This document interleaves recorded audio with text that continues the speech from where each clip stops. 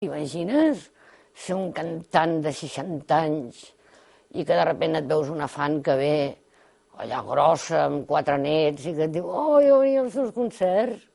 I llavors deia, no, horror, jo no vull arribar a ser això. Porque no es la impaciencia del buscador de orgasmo quien me tira del cuerpo hacia otros cuerpos a ser posible, jóvenes. Yo persigo también el dulce amor, el tierno amor para dormir al lado y que alegre mi cama al despertarse cercano como un pájaro. Si yo no puedo nunca desnudarme, si jamás he podido entrar en unos brazos sin sentir, aunque sea nada más que un momento igual deslumbramiento que a los 20 años. Para saber de amor, para aprenderle, haber estado solo es necesario. Y es necesario en 400 noches con 400 cuerpos diferentes haber hecho el amor.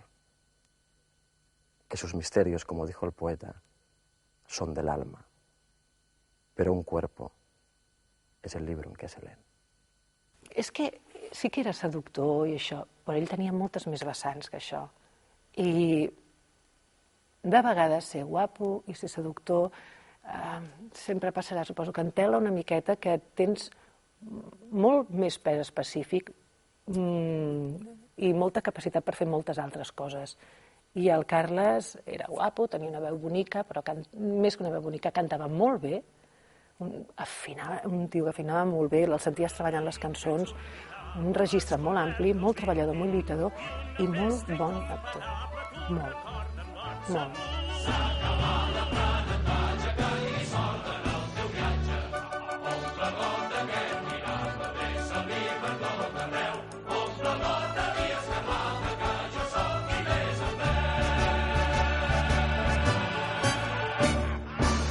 Primer que era un galant, un home, diríem, amb molt bona planta, després que era un home que cantava molt bé.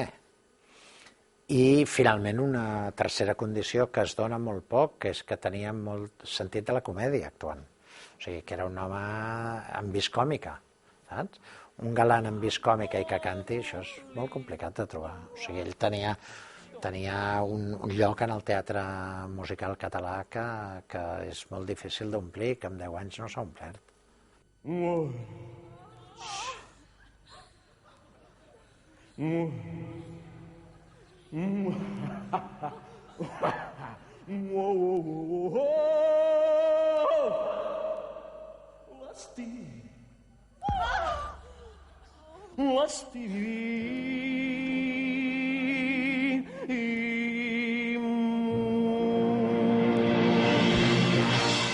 Jo he vist bastantes produccions dels Pirates de Penzance arreu del món i li deia amb ell, i suposo que això, clar, també el feia sentir molt a gust, que no havia vist mai un Frederic tan divertit, no? Vocalment molt preparat, però és difícil.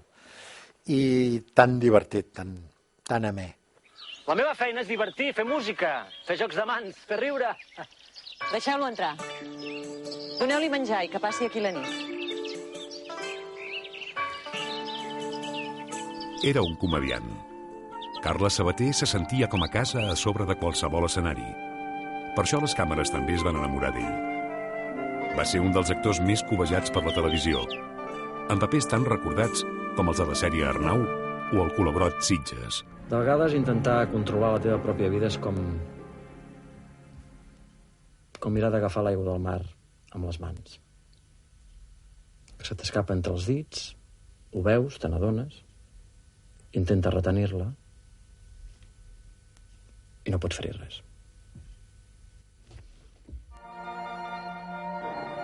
El cinema també va demanar els seus serveis en nombroses ocasions.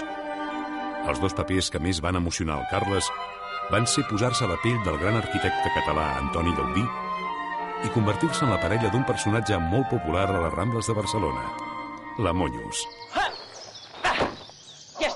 I recordo que quan vaig començar a escriure el projecte de la Monyos, jo per alguna raó ja sempre pensava en el Carles, saps? Tenia, no sé, aquesta mena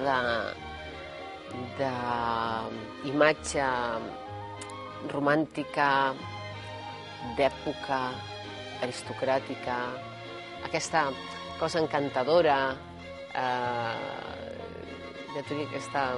aquest posat amable, simpàtic, catxondo,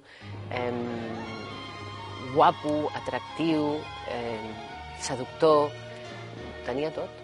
Vam fer-nos pas a pas, no havia cap camí. Ens vam deixar portar per les cames del destí.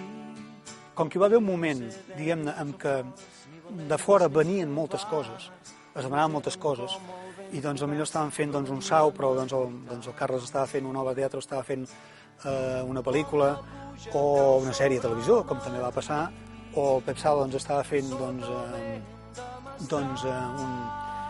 un disco pel seu compte i aquestes coses, et veus menys. Et veus menys i no et veus amb la mateixa intensitat.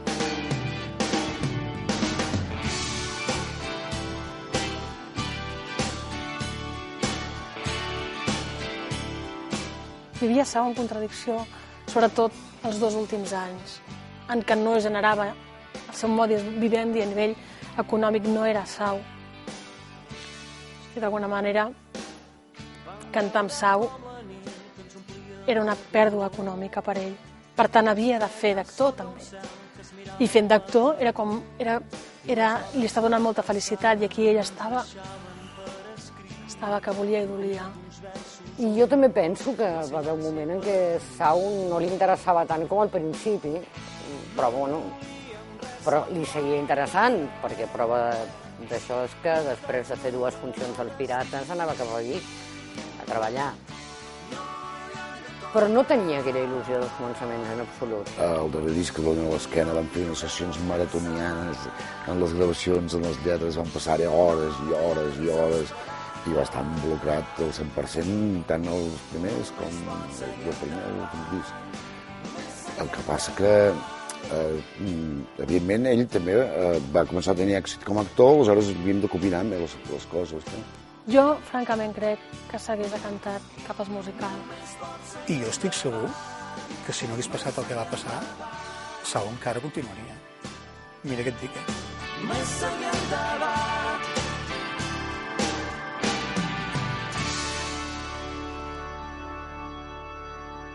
Les darreres setmanes i mesos del Carles van ser horrorosos, de cansament. Anava als Pirates, 2 sessions que quasi que ni es movia de l'escenari, i a les 7 del matí tenia que agafar un cotxe per anar a Vic. Sortia al teatre mínim a les 2, parlava amb la Rosa i el Carlos fins a les 3 o les 4, imagina't, no dormia gens. Va tenir un susto estant en Pirates, que es va desmaiar ja un parell de setmanes abans, o no sé, 3, és igual.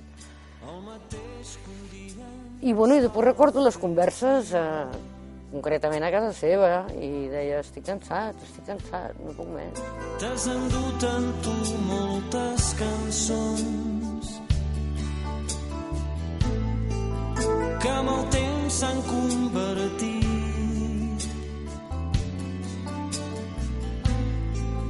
melodies del silenci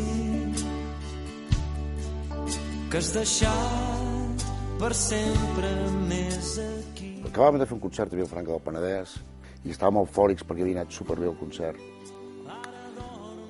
Ens vam abraçar i va ser un moment que vam dir, uau, que bé. I jo vaig treure les lentilles, que hi havia una lentilla que em molestava, i ell de sobte em va empènyer a l'esquena i vaig pensar que